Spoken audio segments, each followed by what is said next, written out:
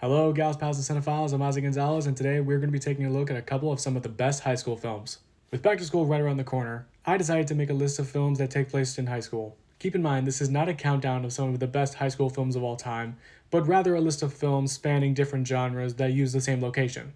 To make a proper list, some criteria needs to be filled. Number 1.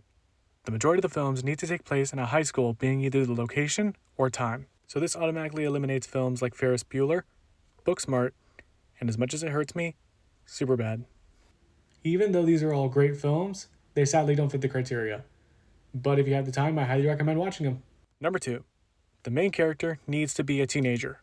The whole point of high school is being a teenager in a new place with new people. This does not include the actors playing the characters, but we'll get to that in a bit. And number 3, there needs to be a lesson learned. The point of a story is to go through a series of events and learn a lesson to come out either a new or different person. If they do not learn a lesson by the end of the film, then what's the point of the story? There are going to be some films that will be omitted mainly because I have not seen those films. So if you're asking why weren't these movies on the list, it's because I haven't seen them yet.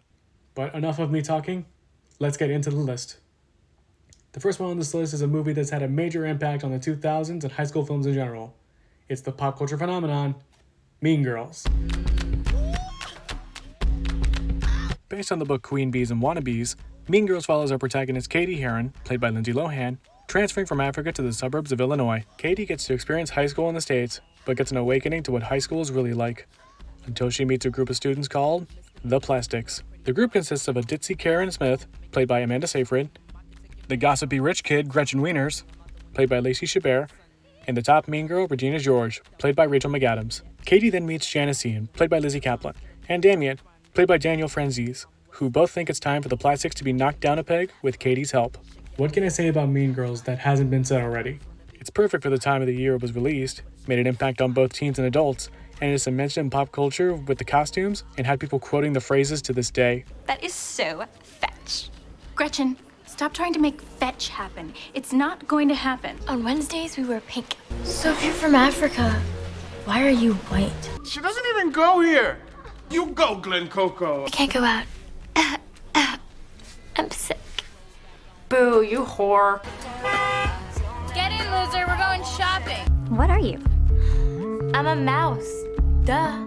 If a movie like this can have this many quotes and still be talked about today, then it is definitely doing something right. Like I said in the beginning, the actors in this film are playing teenagers, but hardly anyone is close to their character's age. The majority of the actors are older than you think, with the exception of Lindsay Lohan and Amanda Seyfried, both being 18 and 19 respectively. But Rachel McAdams, Lacey Chabert, Lizzie Kaplan, and Daniel Franzese were in their 20s. But other than that, what's the lesson of Mean Girls? I think the lesson of Mean Girls is, judging others won't make you better than everyone else. Regina has a burn book full of mean things and insulting names for every student and teacher. This book eventually gets revealed, but all hell breaks loose. It only takes one rumor to hurt someone's feelings, and making someone feel bad won't make you feel any better. High school is a time when no one has their lives in order. It's easy to make assumptions and laugh at those assumptions. Just like the quote from Kevin G. This is your night. Don't let the haters stop you from doing your thing. Now the second film. Since discussing Mean Girls, ever wonder what would happen if one of the Plastics were to die? Then you would get the cult classic known as Heathers. September 1st, 1989. High schooler Veronica Sawyer, played by Winona Ryder, is in with a popular but feared clique that loves to cause chaos, known as the Heathers. When Veronica meets a guy at school named JD, played by Christian Slater, he convinces her to confront the head of the clique, Heather Chandler, played by Kim Walker. JD then poisons Heather and frames it as a suicide. Veronica then realizes that JD is killing students that he does not like on purpose, leading Veronica to stop him before it's too late. Heathers is a time capsule of when it was made. It's one of those films that make you question everything that's going on in the story. This film is a dark comedy for a reason. It will say the most offensive things that will make you laugh even though you shouldn't. Example is Heather Chandler. I have her note. Now, I'm going to pass this note around the class so you can all feel its pathetic beauty for yourself.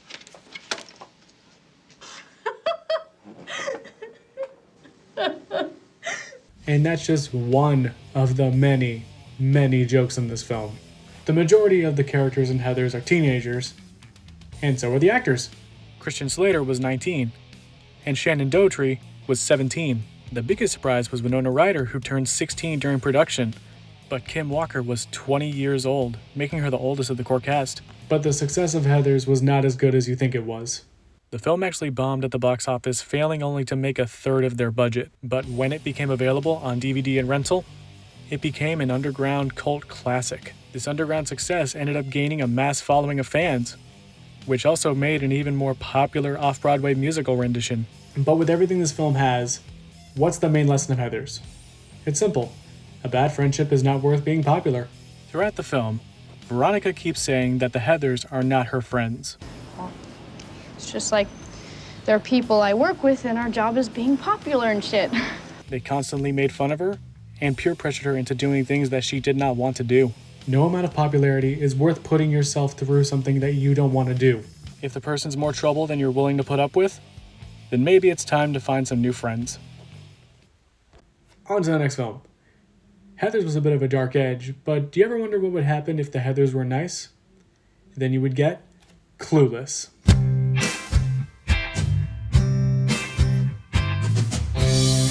Set in Beverly Hills, California in 1995, a rich valley girl named Cher, played by Alicia Silverstone, is at the top of the food chain at her high school. When Cher decides to help a new student named Ty, played by Brittany Murphy, she ends up more popular than Cher and questions who she is in life. Cher is the epitome of the 90s valley girl. Cher is also the character who started the rise of the stereotypical valley girl accent. But by the end of the day, it was like, the more the merrier. And so, if the government could just get to the kitchen, rearrange some things, we could certainly party with the Haitians. The design of this film also makes you feel like you're in the scenes with them. The music, the clothes, and even the slang make you feel like you're in the 90s. The characters in Clueless are all teenagers, and a lot of them play pretty close to their age. Alicia Silverstone was 18, and Brittany Murphy was 17. Even Cher's stepbrother Josh is supposed to be 22 to 23 years old, and is played by a 26-year-old Paul Rudd, and he still looks the same. But there are some exceptions, one of them being Cher's best friend, Dion. Dion is supposed to be 17 to 18 years old, but is played by a 28-year-old Stacey Dash. The same goes for her boyfriend, Murray. Murray is also supposed to be 17 to 18 years old, but is played by a 21-year-old Donald Faison. But enough of the ages. What issues does Clueless tackle? The film tackles some issues that plagued teens during the time, such as social hierarchy with the inclusion of high school cliques, and peer pressure among the fellow students. Throughout the film, Cher questions her place in school when the hierarchy shifts out of her favor. This brings in the message of Clueless, which just so happens to be self-improvement. I know that sounds silly, a high school movie about self-improvement, but it's true. After Cher sees that she can do more than just hang out at the mall and be with her friends, she starts to make a change in her life for the better by joining her school Prismo Beach Disaster Relief. It only takes one choice to be better, and this is the choice to a better future. Now the next film. Clueless was a more realistic version of the times, but what if another blonde girl tried to explore a new school, but this time in song and dance? You would get one of the most iconic movie musicals of all time, known as Grease.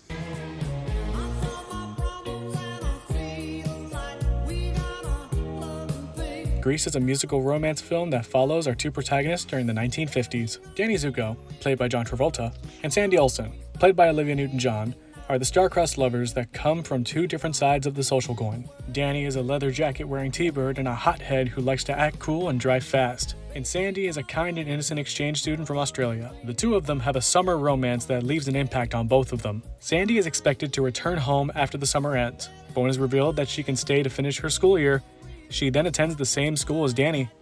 This puts Danny between a rock and a hard place. Act cool to impress his friends but lose Sandy in the process? Or date Sandy and lose his street cred? This has Sandy included into another clique of the school named the Pink Ladies. Grease is one of those films that almost everyone has heard of. From the characters, the costume designs, and most importantly, the songs.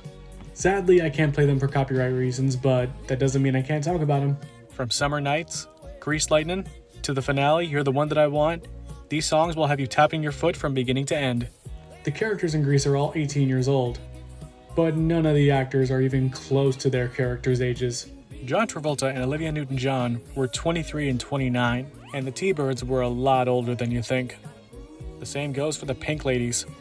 Though being set in the 50s, some topics are still being talked about today. Peer pressure, relationships, identity issues, social hierarchy, and most importantly, teen rebellion. This brings about the message of Grease. change can be a good thing. It is up to you to decide if something is worth changing for, and if you should take that first step to a new beginning. It was time for Danny to change his ways and be more mature and secure about himself. It is Sandy that makes him realize that he can be more than just the cool guy. Sandy changed as well. She went from the girl next door to a leather-wearing, smoking bombshell.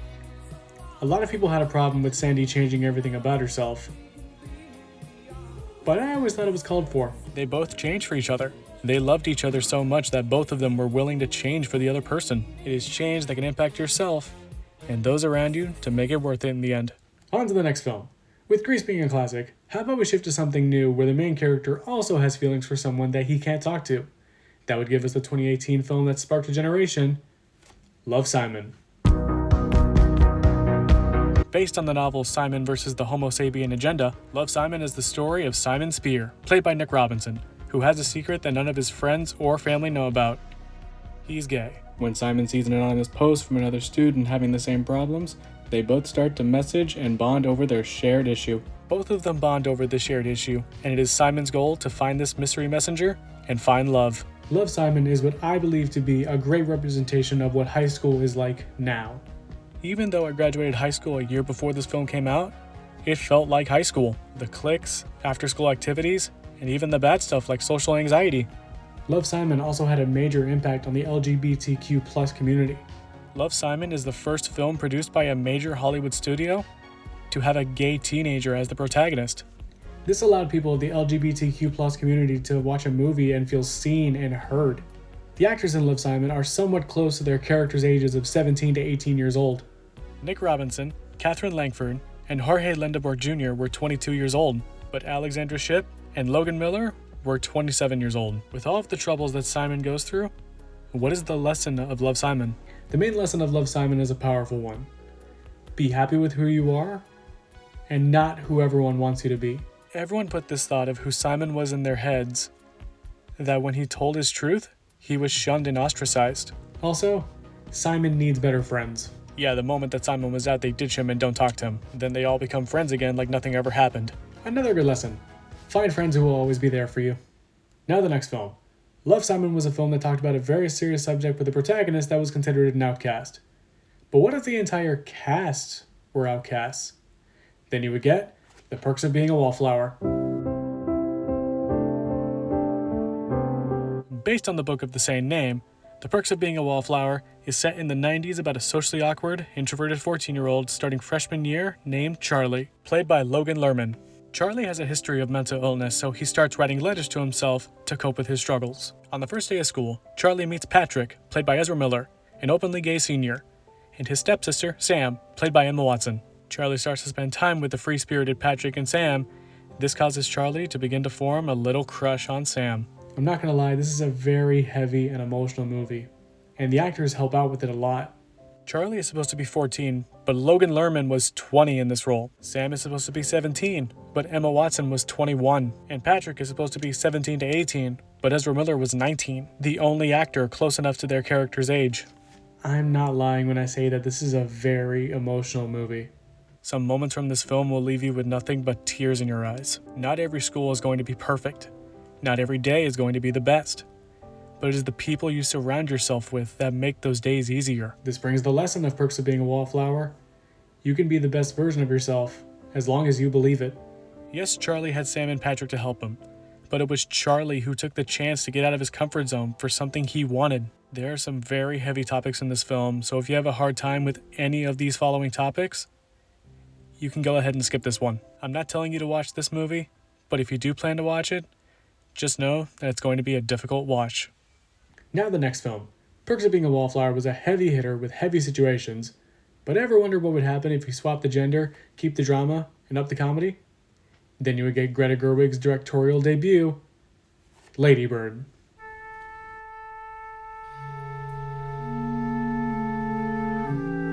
Set in the early 2000s in San Francisco, California, Lady Bird tells the story of Christine Lady Bird McPherson, played by Saoirse Ronan, as she navigates through the challenges of adolescence, friendship, family dynamics, and the pursuit of her dreams. The main conflict of Lady Bird is with Lady Bird and her identity. Lady Bird wants to figure out who she is in this world of hers. Lady Bird wishes that there was more to life in hopes of escaping Sacramento and going to college in New York.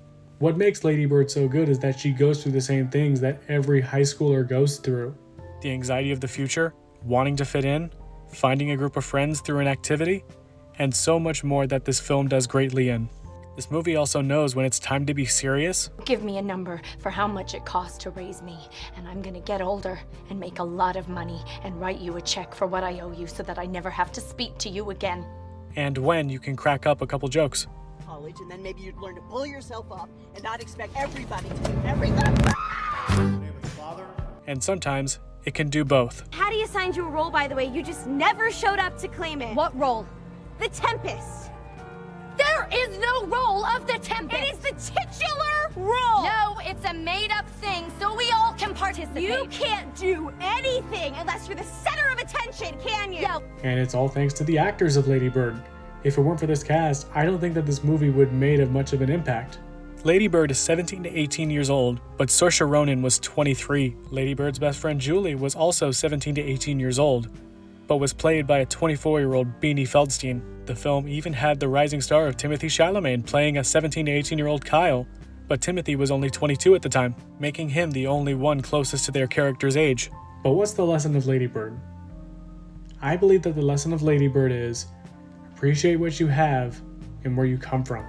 Lady Bird was in such a rush to grow up and get out that she let her whole adolescence slip by. It's not until she moves to New York that she starts looking back at what she had and realizes that she's never going to have that back. This is a lesson that will speak to any teenager wanting to start their life immediately. You will start reaching for the future, but will forget the feeling of the past. This is why it's called the present, because the present is a gift.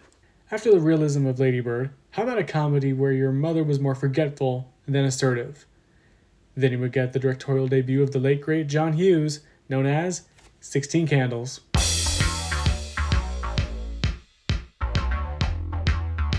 With the occasion of her sister's wedding, a young teen named Samantha Baker, played by Molly Ringwald, learns that none of her family members remember that today is her 16th birthday. Sam has the hots for an older guy named Jake, played by Michael Shuffling, but stresses that she is too pure for him and he would not be interested. But Jake already has a girlfriend named Caroline, played by Haviland Morris. But in the meantime, Sam meets a young nerdy guy named Ted, played by Anthony Michael Hall. This leads to Jake throwing a house party for every student, and it all goes sideways from here.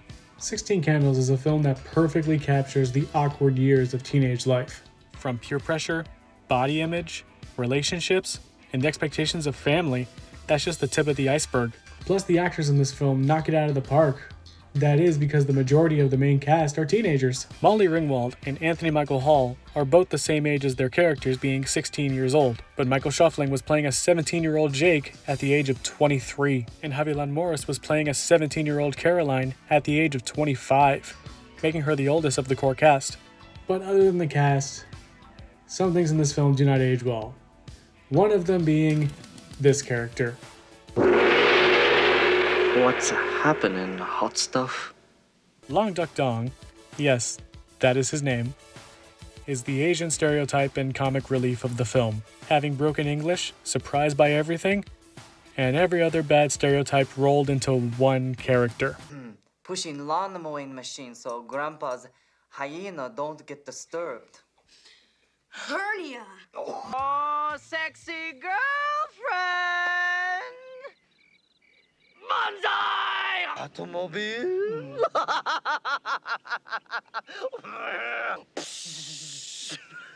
Leg. Big leg. Yeah, this was racist even when it came out. One thing that had not aged well was the storyline of Ted. Ted is trying his hardest to be seen as cool with his peers, but it just comes off as creepy, such as asking Sam for her underwear, showing it to a group of geeks, and sleeping with Caroline, who was unconscious and heavily intoxicated, to ask for permission. This is supposed to be the character that we want to root for? Yeah, I think not. Besides the terrible choices in this film, it is a film of the time. From the way the characters talk, how they act, and how they dress, it feels like a day in the 80s. But what's the lesson of 16 Candles? I think that the lesson of 16 Candles is, the best way to fit in is to be yourself.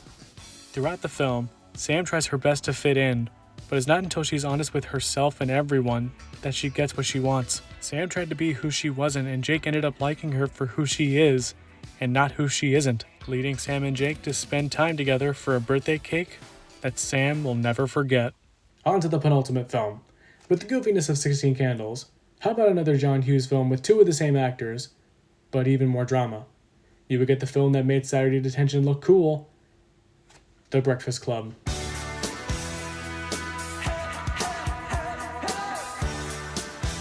Written, produced, and directed by John Hughes, The Breakfast Club is about 5 students spending Saturday detention with their power-hungry principal, Mr. Vernon, played by Paul Gleason. The group of students consists of the following: the princess, Claire Standish, played by Molly Ringwald; the athlete, Andrew Clark, played by Emilio Estevez; the brain, Brian Johnson, played by Anthony Michael Hall; the basket case, Allison Reynolds, played by Ellie Sheedy; and the criminal, John Bender, played by Judd Nelson. The Breakfast Club is a one-of-a-kind film that speaks to so many different types of people. The way that these characters walk and talk make you believe that something like this can happen. The actors go above and beyond with the characters in this film, even if some of the actors' ages go back and forth. Again, Molly Ringwald and Anthony Michael Hall were playing the same ages as their characters at 17 years old. Meanwhile, Ali Sheedy and Emilio Estevez were playing 16-year-olds at the age of 22. But Judd Nelson takes the cake because he was playing a 16-year-old at the age of 25, making him the oldest of the teens. There's a lot of problems that the characters go through in this film that a lot of teens even go through. The main takeaway of the film is the portrayal of the students, which can speak to a lot of cliques. Claire is the popular girl, yet constantly worries about what people think about her and what she looks like and having to look good all the time. At home, Claire is ignored and treated as if she's an object by her parents who believe that her love can be bought through material objects and money. Andrew is an athlete with a father who's always pressuring him in everything that he does. This pressures Andrew to be the tough guy in everything and pushes him to the brink of tears to get his father's love and approval. This led to Andrew gluing a kid's butt cheeks together and ripping it off to get his father's attention, but it only led to detention. Brian is the nerd who is constantly getting pressured by his parents to get good grades and be a good example in everything. The pressure put on Brian leads him to bring a flare gun to school to off himself, which ended up going off in his locker, leading him to detention. Bender is named the criminal, but he's desperate for attention at school to make up for never getting any at home. The only attention Bender receives at home is when his father physically abuses him. This leads Bender to become a bully that makes fun of everyone, pushes people around, and name calls everyone. Last but not least, Allison. Allison is the result of parental neglect, with no one to look out for her and no one to take care of her. This leads to Allison being dubbed the weirdo for doing things that are just cries for attention. She even considered running away because she thinks that no one will care if she goes missing. This exchange of feelings between one another brings this group closer together, seeing that they are more than what we think they are. This brings us to the lesson of Breakfast Club, which so happens to be everyone is going through something that we don't know about.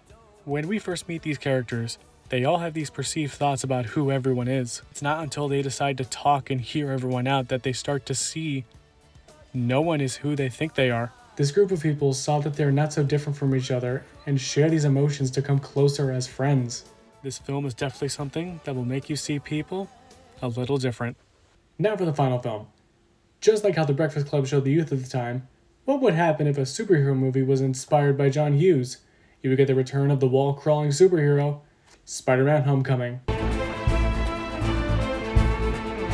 After working with Tony Stark in Germany, Peter Parker, played by Tom Holland, returns to his somewhat normal life. Peter tries to return to his normal life in high school, but helps around the neighborhood as the wall-crawling web-slinger, Spider-Man. But when a new villain named Vulture, played by Michael Keaton, starts selling dangerous weapons in the neighborhood, it's up to Spider-Man to put a stop to it and prove that he can be more than just a friendly neighborhood Spider-Man. This film is a great comparison to both staying in school and wanting to do more with your life.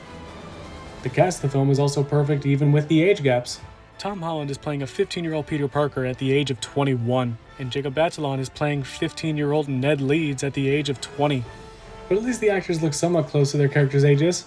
Now throughout the film, Peter cuts school to do Spider-Man stuff, but it impacts both his normal life and his spider life. He quits multiple clubs, lies to everyone, and disappoints both of his parental figures. Peter wants to be the next big thing and thinks that he has what it takes to be the best of the best. But when the Vulture gives him a run for his money, it makes him see that there is more to life than just being a hero. I know what you're thinking.